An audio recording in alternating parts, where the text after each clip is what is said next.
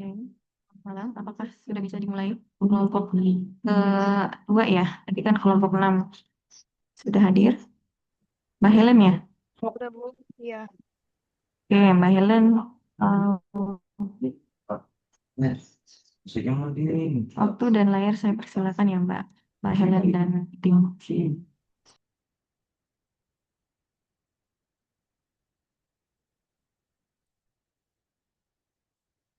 Baik, izin share screen ya, Bu.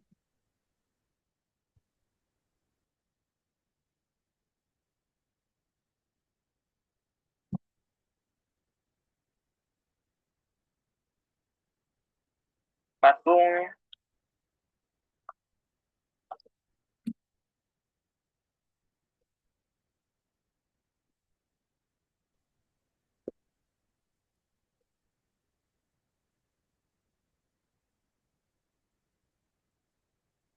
Oke, silakan.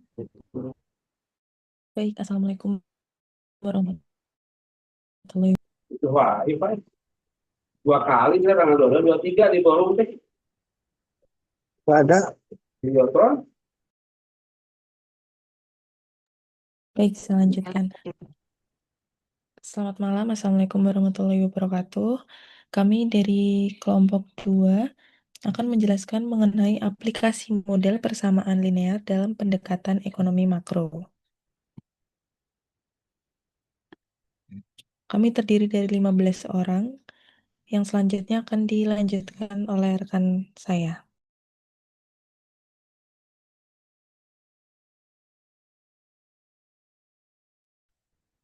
Ya, terima kasih. Mohon izin Ibu Mutiara selaku dosen matematika ekonomi dan bisnis.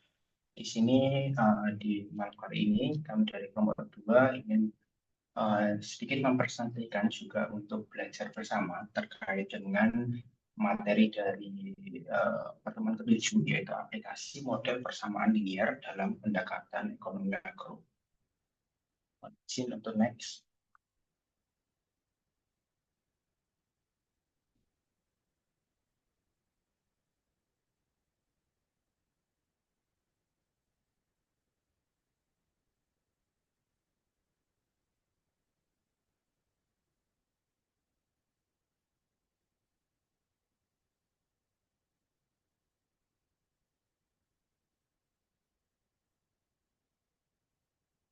Ya, mohon izin Ibu dan teman-teman terkait dengan aplikasi model bersama linear, yaitu latar belakangnya itu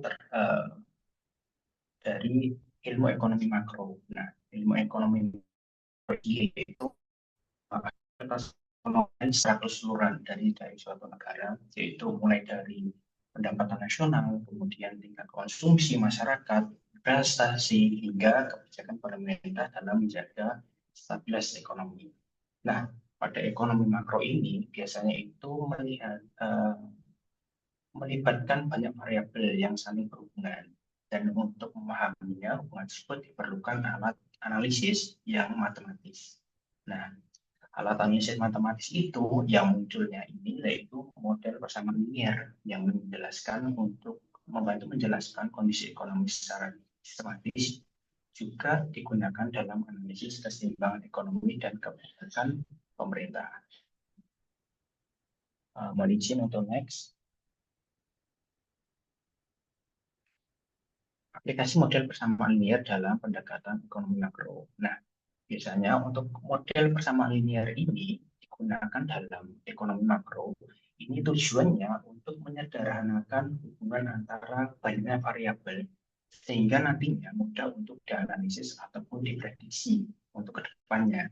Nah, model persamaan linear ini juga yang nantinya mampu untuk menggambarkan hubungan antara variabel ekonomi yang nantinya dapat secara sederhana, namun tetap dapat dengan mudah untuk dianalisis secara kuantitatif. Nah, kemudian untuk analisis keseimbangan pendapatan nasional pada perekonomian, ini ada yang 2, 3, ataupun 4 sektor. Nah, kemudian juga dapat dilakukan secara lebih terstruktur. Dan model linearnya juga menjadi dasar dalam penghitungan multiplier, suntikan injection, dan juga kebocoran X, sehingga nantinya itu dapat memudahkan dalam pemahaman mengenai bagaimana perubahan suatu komponen pengeluaran agregat berdampak pada keseluruhan perekonomian yang ada di suatu negara. Untuk materi selanjutnya dapat dilanjutkan oleh teman. Baik. Jadi suara saya sudah didengar dulu. Izin saya meneruskan untuk fungsi pendapatan nasional. Jadi dalam matematika, maksudnya dalam ekonomi makro, ada pendekatan, salah satu pendekatannya adalah pendapatan nasional. Nah, pendapatan nasional ini digunakan untuk menggambarkan tingkat aktivitas ekonomi secara keseluruhan dalam suatu negara, gitu. Yang mana di dalam kali ini saya akan menjelaskan salah satu contoh yang paling sederhana adalah perekonomian dua sektor, yakni konsumsi rumah tangga. Jadi pendapatan nasional diwakili dari pendapatan perusahaan, konsumsi rumah tangga dan investasi perusahaan. Nah, dari sisi rumah tangga, pendapatan nasional digunakan untuk konsumsi dan tabungan, sehingga persamaannya adalah Y sama dengan C plus S. Dan keseimbangan pendapatan nasional tercapai ketika tabungan sama dengan investasi, atau saving sama dengan investment. Kemudian tabungan harus kembali ke sektor produksi dalam bentuk investasi, agar perekonomian tetap stabil, gitu. Boleh dilanjutkan? Untuk contoh soalnya mungkin boleh dijelaskan oleh Kak Nabila. Baik, izin dijelaskan untuk contoh soal terkait pendapatan nasional. Jadi di sini diketahui dalam suatu perekonomian diketahui pendapatan nasional atau Y yaitu sebesar 1.200 miliar, lalu konsumsi masyarakat atau C sebesar 850 miliar. Nah, maka pertanyaannya, hitunglah besar tabungannya yang pertama, yang kedua, jika investasi perusahaan sebesar 300 miliar, jelaskan kondisi keseimbangan pendapatan nasional yang terjadi. Oke, baik, yang pertama, untuk pertanyaan hitung besar tabungannya. Diketahui bahwa Y sama dengan 1.200 dan C 850. Yang ditanya adalah tabungan atau S. Sesuai dengan persamaan yang tadi, maka dapat diketahui bahwa S sama dengan Y dikurangi C. Maka kita langsung masukkan saja nilainya, jadi 1.200 dikurangi dengan 850 miliar. Sehingga tabungannya adalah 350 miliar. Lalu yang kedua, jika investasi perusahaan sebesar 300 miliar, maka jelaskan kondisi keseimbangannya. Diketahui I sampai dengan 300 miliar, kondisi keseimbangan pasar. Nah, di sebelumnya diketahui tabungannya adalah 350 miliar sesuai dengan perhitungan yang pertama.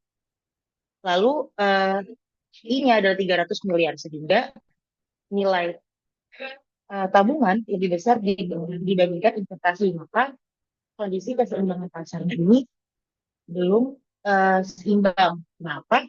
Karena tabungan masyarakat ini lebih besar dibandingkan investasi perusahaan.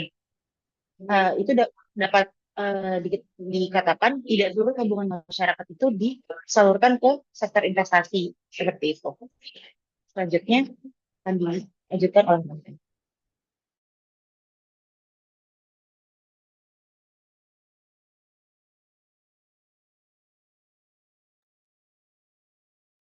Baik, selanjutnya adalah fungsi konsumsi. Fungsi konsumsi adalah hubungan antara konsumsi masyarakat atau C dan pendapatan nasional atau Y. Konsep ini pertama kali diperkenalkan oleh John Maynard Keynes dalam The General Theory of Employment, Interest and Money 1936. Konsumsi atau C merupakan bagian dari pendapatan nasional atau Y yang dibelanjakan oleh rumah tangga untuk membeli barang dan jasa. Hubungan konsumsi dan pendapatan digambarkan dengan persamaan linear, yaitu C sama dengan A plus BY. Keterangannya, C adalah konsumsi total pengeluaran masyarakat untuk membeli barang dan jasa. A adalah konsumsi otonom, yaitu konsumsi yang dilakukan meskipun pendapatan sama dengan 0. B, yaitu marginal propensity to consume atau MPC, yaitu kecondongan mengonsumsi marginal, dan Y adalah pendapatan nasional. Persamaan ini dinamakan fungsi konsumsi linear sebab hubungan konsumsi dan pendapatan diasumsikan berbentuk garis lurus.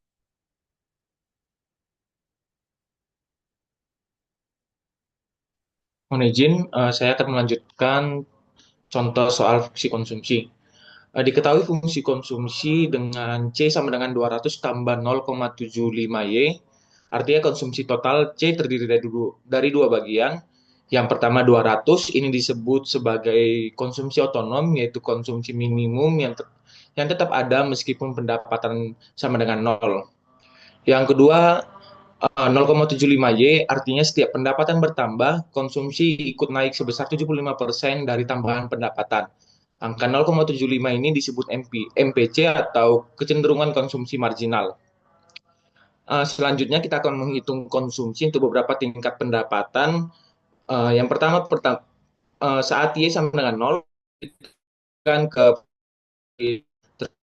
menjadi C sama dengan 2,75 dan Y sama dengan 0 sama dengan 200. Ketika Y 1000, C sama dengan 950, dan ketika Y 2000, C sama dengan 1700.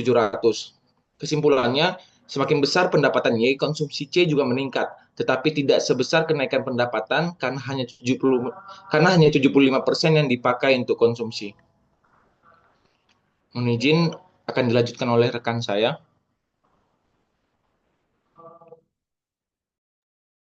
Oke, saya lanjutkan fungsi tabungan. Pengertian fungsi tabungan. Fungsi tabungan dalam bentuk persamaan linear adalah representasi matematis yang menunjukkan hubungan antara pendapatan Y dan tabungan S. Fungsi ini diturunkan dari fungsi konsumsi sehingga diperoleh rumus S sama dengan min A tambah 1 min B Y. Keterangannya S sama dengan tabungan dan Y sama dengan pendapatan. A sama dengan konsumsi otonom, B sama dengan marginal propensity to consume. Kenaikan pendapatan rumusnya tersebut menunjukkan bahwa tabungan akan meningkat ketika pendapatan meningkat, sesuai dengan nilai MPS. Selanjutnya, peran fungsi tabungan. 1. Menjelaskan alokasi pendapatan. Fungsi tabungan menggambarkan bagaimana pendapatan masyarakat dibagi di antara konsumsi dan tabungan. Kedua, menunjukkan hubungan positif dengan pendapatan. Semakin tinggi pendapatan, maka konsumsi dan tabungan juga meningkat. Namun, besarnya peningkatan konsumsi dan tabungan tidak selalu sama karena dipengaruhi oleh MPC dan MPS. 3. Dasar analisis makroekonomi. Fungsi tabungan digunakan untuk memahami perilaku konsumsi dan tabungan masyarakat pada aktivitas ekonomi secara keseluruhan.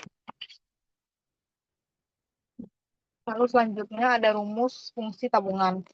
Dalam model persamaan linear, fungsi tabungan S adalah hubungan matematis yang menunjukkan bagaimana tabungan dipengaruhi oleh pendapatan Y dan konsumsi C. Sering ditulis sebagai S sama dengan Y dikurang C. Dan dalam bentuk linear menjadi S sama dengan min A ditambah 1 min B, Y. Maka A adalah konsumsi otonom saat pendapatan 0 dan 1 min B adalah kecondongan marginal menabung atau MPS. Fungsi ini menggambarkan bahwa tabungan akan meningkat seiring peningkatan pendapatan setelah dikurangi konsumsi dan dapat digambarkan sebagai garis lurus pada grafik. Selanjutnya akan diteruskan oleh rekan saya. Pada slide ini, saya akan membahas hubungan antara konsumsi, pendapatan, dan tabungan. Pertama, fungsi sama dengan A ditambah CYD. Artinya, konsumsi seseorang terdiri dari konsumsi minimum atau A dan konsumsi yang dipengaruhi oleh pendapatan disposable atau YD. Selanjutnya, terdapat hubungan antara MPC dan MPS, yaitu MPC ditambah MPS sama dengan 1. Ini berarti setiap tambahan pendapatan hanya akan digunakan untuk dua hal, dikonsumsi atau ditabung. Kemudian, hubungan antara konsumsi dan tabungan. ditunjukkan dengan rumus S sama dengan YD dikurangi C, yang berarti tabungan adalah sisa pendapatan setelah dikurangi konsumsi. Untuk marginal propensity to save atau MPS, ini menunjukkan seberapa besar tambahan pendapatan yang ditabung. Rumusnya adalah MPS sama dengan delta S per delta YD. Sebagai contoh, jika MPC 0,8, maka MPS-nya 0,2. Artinya dari setiap tambahan pendapatan 20% akan ditabung. Next. Contoh soal fungsi tabungan. Diketahui fungsi konsumsi C sama dengan 100 ditambah 0,8Y. Tentukan fungsi tabungannya. Untuk mencari fungsi tabungan, kita menggunakan rumus S sama dengan Y dikurangi C. Kemudian disubstitusikan fungsi konsumsi ke dalam rumus tersebut. S sama dengan Y dikurangi 100 ditambah 0,8Y, sehingga diperoleh S sama dengan min 100 plus 0,8Y. 0,2Y. Artinya fungsi tabungan memiliki intercept sebesar minus 100 yang menunjukkan adanya kondisi di saving, yaitu ketika pendapatan masih rendah, konsumsi lebih besar daripada pendapatan. Selain itu, nilai MPS 0,2 yang berarti setiap kenaikan pendapatan sebesar 1 satuan akan meningkat tabungan sebesar 0,2 satuan. Selanjutnya akan dipresentasikan oleh rekan saya.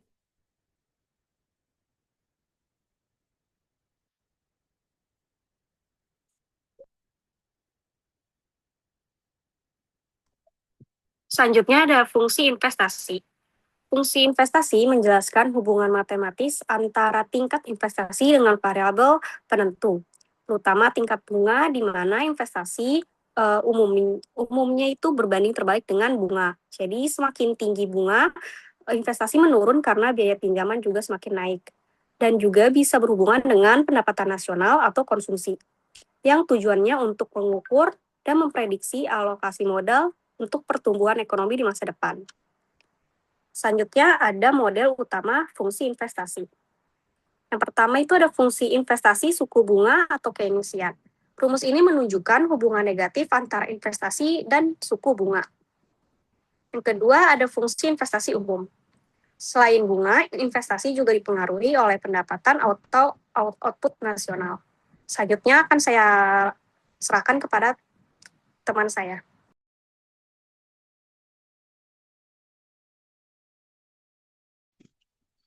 Kemudian saya berikan contoh soal dari fungsi investasi. Diketahui fungsi I sama dengan 500 minus 2000 R.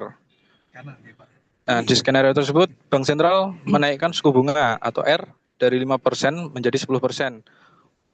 Nah, bagaimana dampaknya terhadap investasi? Kita lihat saat R sama dengan 5%. Maka investasinya adalah 400 triliun rupiah. Kemudian saat R sama dengan 10%, investasinya menjadi 300 triliun rupiah. Di mana dapat kita lihat bahwa jika menaikkan suku bunga sebesar 5% menyebabkan penurunan investasi sebanyak 100 triliun. Next.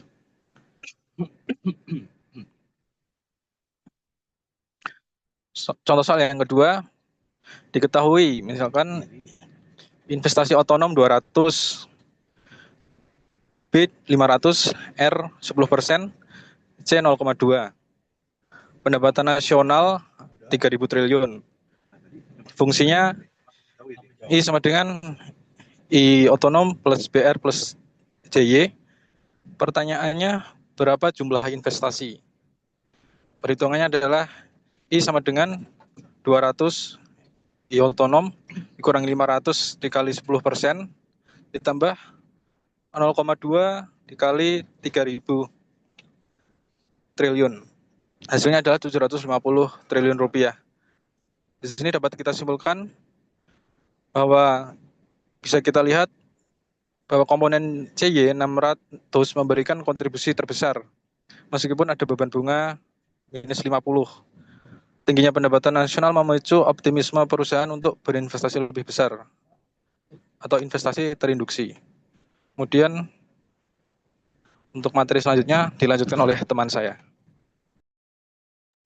Baik, untuk materi yang selanjutnya yaitu pendapatan nasional keseimbangan dua sektor, yaitu perekonomian negara yang digerakkan oleh pelaku-pelaku. Kegiatan ekonomi dikelompokkan menjadi 4, yaitu yang pertama rumah tangga, yang kedua perusahaan atau swasta, yang ketiga pemerintah, yang keempat luar negeri atau ekspor impor. Nah, dari sisi penggunaan atau pendapatan, eh, rumusnya yaitu Y sama dengan C plus S. Dari sisi pengeluaran atau sumber, rumusnya Y sama dengan C plus I. Pendapatan nasional atau Y dalam keadaan seimbang jika S sama dengan I, atau kebocoran atau saving sama dengan investasi. Nah, untuk multiplier investment atau K, menurut Keynes, setiap terjadinya penambahan investasi akan menimbulkan kenaikan pendapatan nasional secara berlipat ganda. Misalkan, investasi bertambah sebesar 3M dan akhirnya pendapatan nasional bertambah menjadi 15N. Maka multipliernya adalah 15 per 3 yaitu 5. Untuk contoh soal selanjutnya dilanjutkan oleh teman saya Kak Siti. Baik, di sini ada contoh soal, yaitu jika diasumsikan fungsi konsumsi C sama dengan 40 ditambah 0,75 dan investasi pada periode 1 adalah 1 sama dengan adalah I sama dengan 40 triliun. Nah, pada periode kedua investasi bertambah menjadi 60 triliun. Nah, terus hitunglah pendapatan nasional pada periode kedua dengan menggunakan angka pengganda. Next, Kak. Nah, di sini ada cara penyelesaiannya, yaitu Y dibagi I sama dengan K sama dengan I per kurung I dikurangi C sama dengan I dibagi dalam kurung 1 I dikurangi 0,75 sama dengan 4. Nah, di sini Y sama dengan 4I. Nah, terus di sini ada Y2 dikurangi Y1 sama dengan 4 dalam kurung I2 dikurangi I1. Nah, periode 1 dibagi Y pada periode 1 dibagi Y. Nah, sama dengan dalam kurung CO ditambah I. Nah, dibagi dalam kurung I dikurangi C. Nah, sama dengan yaitu investasinya 320 triliun. Maka Y pada periode 2 yaitu Y2 sama dengan Y1 ditambah 4 dalam yaitu 60 triliun dikurangi 40 triliun sama dengan 320 ditambah 4 dalam kurung 20 sama dengan 400 triliun. Nah, kesimpulannya investasi bertambah sebesar 20 triliun menghasilkan pendapatan bertambah yaitu 80 triliun. Selanjutnya akan dijelaskan oleh rekan saya. Ya, pendapat yang berikutnya adalah pendapatan nasional keseimbangan 3 sektor. Pendapatan nasional keseimbangan 3 sektor ini biasa disebut juga dengan ekonomi 3 sektor. Hal ini merupakan perekonomian yang dikegiatan dalam sektor perusahaan, rumah tangga, dan pemerintah. Campur tangan pemerintah dalam pendapatan nasional keseimbangan 3 sektor ini menimbulkan 2 perubahan penting dalam proses penentuan keseimbangan pendapatan nasional, yaitu yang pertama, pungutan pajak yang dilakukan pemerintah akan mengurangi pengeluaran agregat melalui pengurangan atas konsumsi rumah tangga. Dan yang kedua adalah pajak memungkinkan pemerintah melakukan perbelanjaan, dan ini akan menaikkan perbelanjaan agregat. Next. Slide ini akan menjelaskan arus perputaran ekonomi antara rumah tangga, perusahaan, pemerintah, dan lembaga keuangan. Rumah tangga menyediakan faktor produksi dan menerima balas jasa berupa upah. Kemudian pendapatan ini digunakan untuk konsumsi, pajak, dan tabungan. Perusahaan kemudian memproduksi barang dan jasa, membayar faktor produksi, serta berinvestasi melalui lembaga keuangan. Dan kemudian pemerintah berperan memungut pajak dan menyalurkannya kembali melalui pengelolaan pemerintah. Seluruh aliran ini menunjukkan bagaimana kegiatan ekonomi saling terhubung dan berputar secara berkelanjutan. Next. Pengaruh pemerintah itu sendiri dalam perekonomian 3 sektor terbagi menjadi 4. Yang pertama adalah pengatur ekonomi, di mana pemerintah membuat kebijakan, peraturan, dan undang-undang untuk menjaga stabilitas perekonomian masyarakat. Yang kedua adalah konsumen, di mana pemerintah menggunakan berbagai barang dan jasa seperti perlengkapan kantor dan jasa aparatur negara.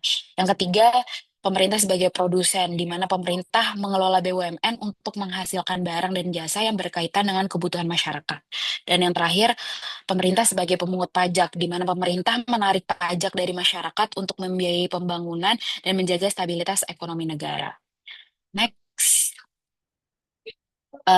Kemudian ini adalah identitas pendapatan nasional dalam 3 sektor, yaitu rumah tangga, perusahaan, dan pemerintah. Secara umum, pendapatan nasional dirumuskan sebagai Y sama dengan C plus I plus G, di mana konsumsi, investasi, dan pengeluaran pemerintah menjadi komponen utamanya.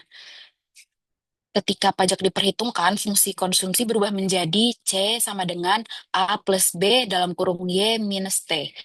Di sini A adalah konsumsi otonom dan B menunjukkan kecenderungan masyarakat untuk mengkonsumsi atau MPC. Next, akan dilanjutkan oleh rekan saya. Baik, lanjut mengenai kondisi keseimbangan pendapatan nasional. Pendapatan nasional berada dalam keseimbangan jika total pengeluaran sama dengan pendapatan. Dirumuskan Y sama dengan AE, Y sama dengan C plus I plus G. Dengan substitusi fungsi konsumsi, Y sama dengan A plus B dikali Y dikurangi T di plus I plus G.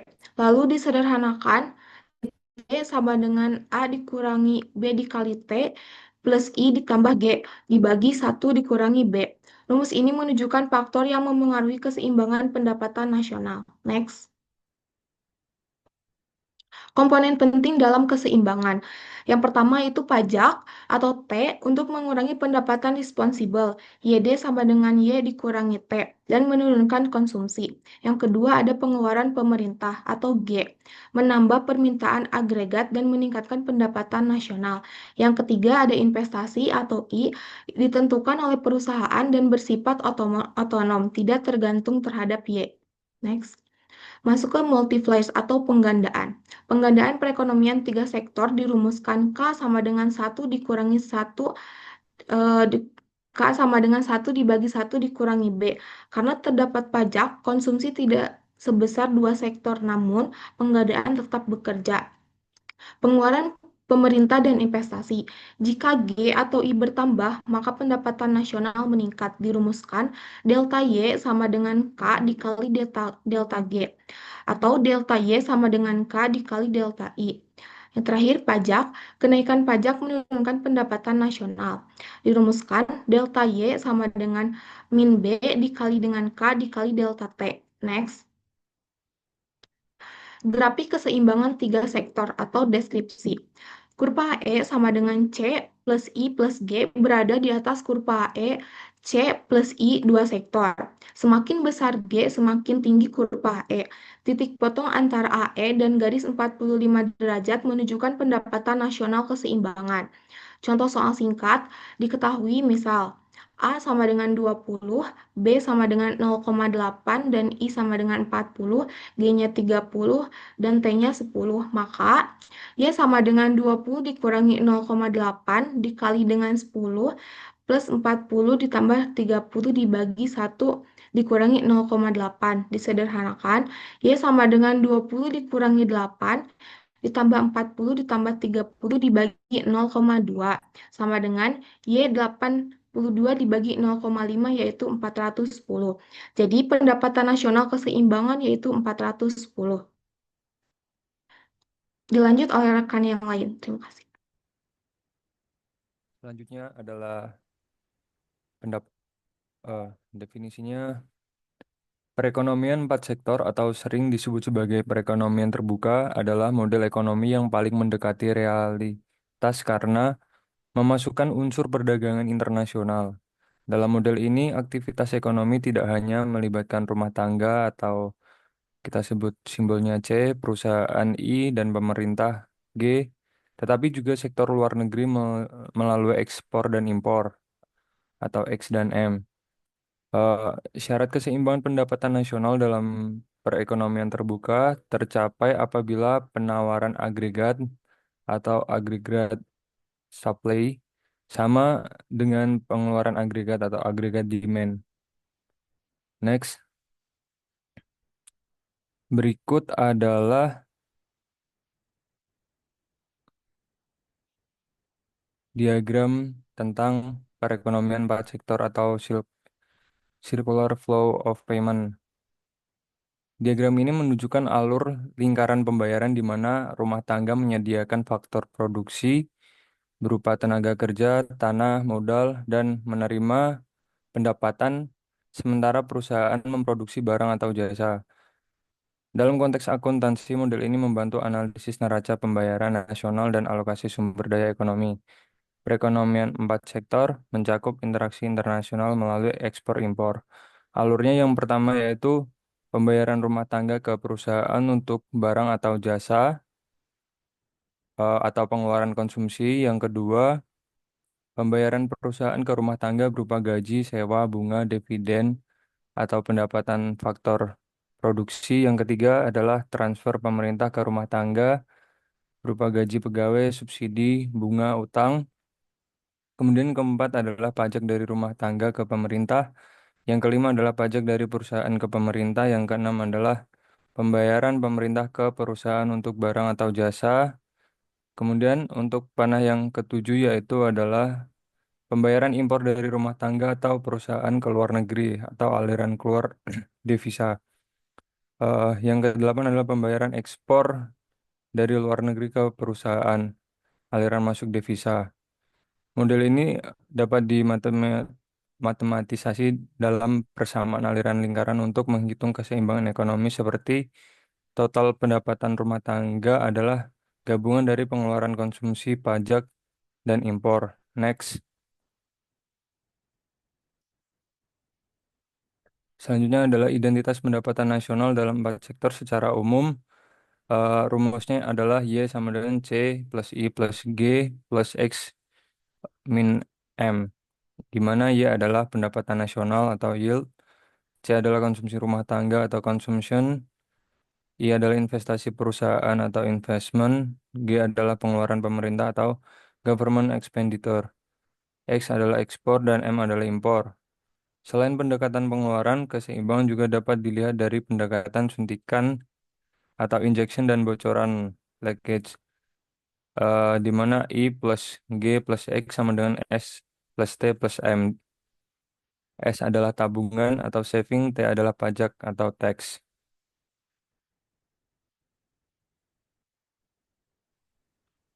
Sekian presentasi dari kami.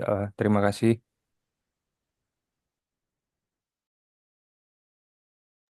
Oke, sudah semua ya. Oke, kita beri plus dulu untuk rekan-rekan dari kelompok 2. Presentasinya sudah lengkap ya. Tadi ada dari faktor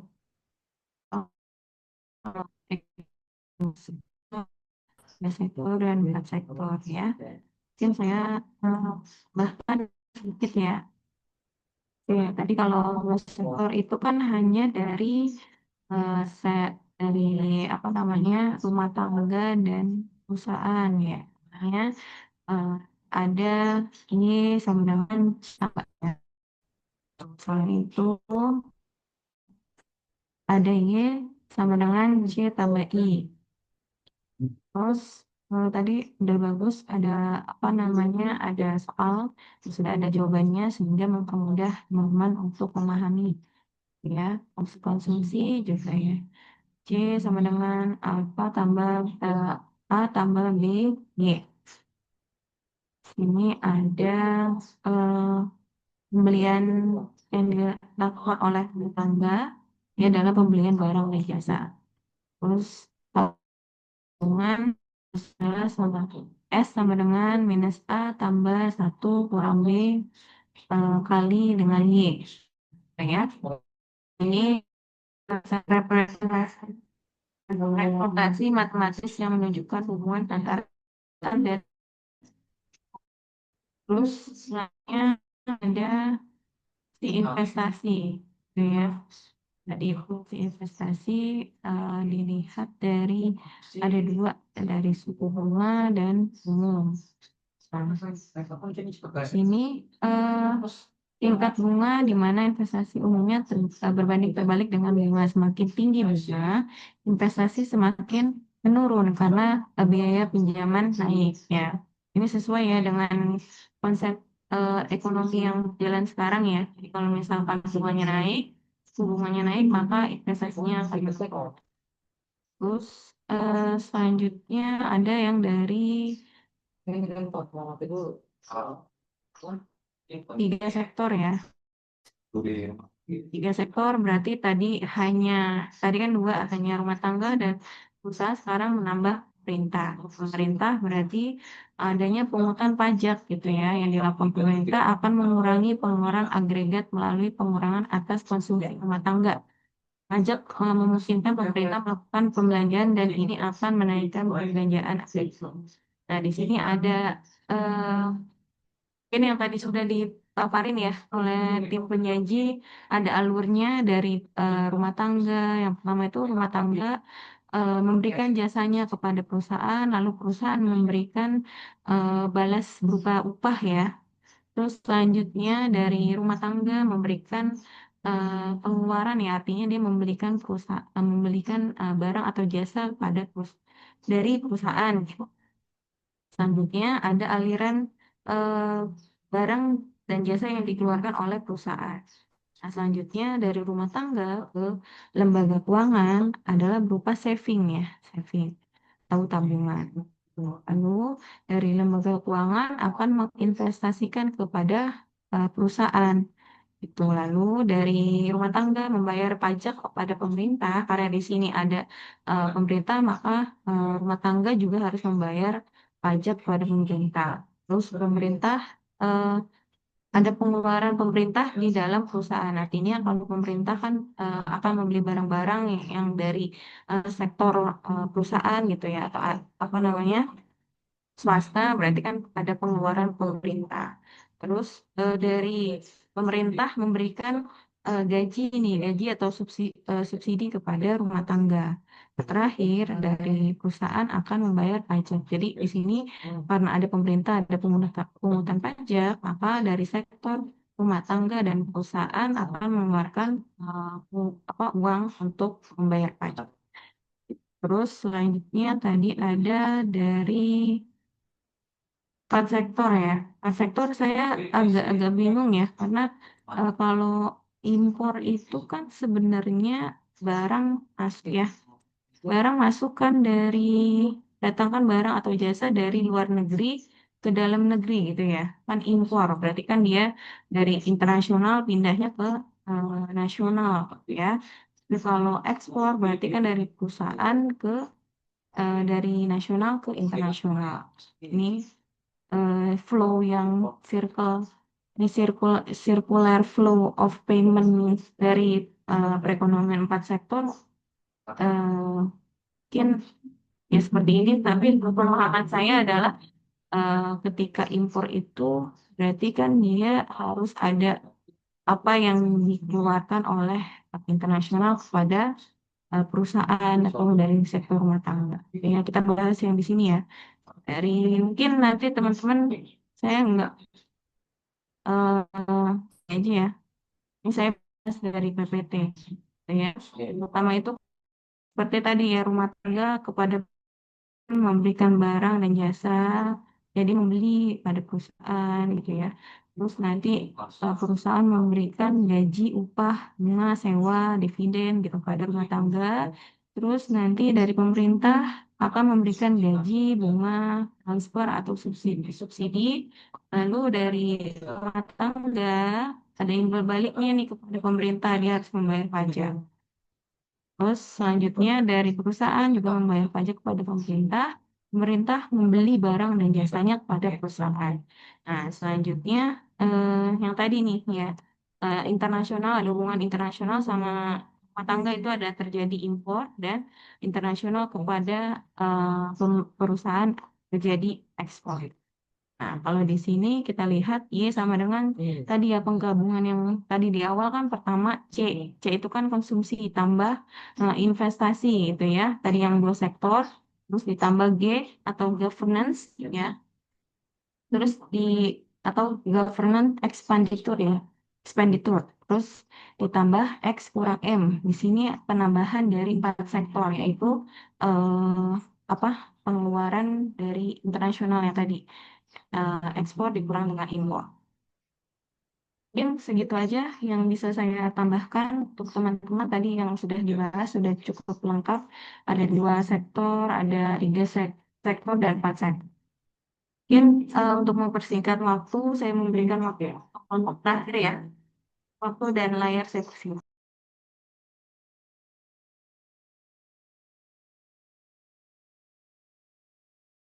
Gimana Mas Mujoko sudah bisa share screen?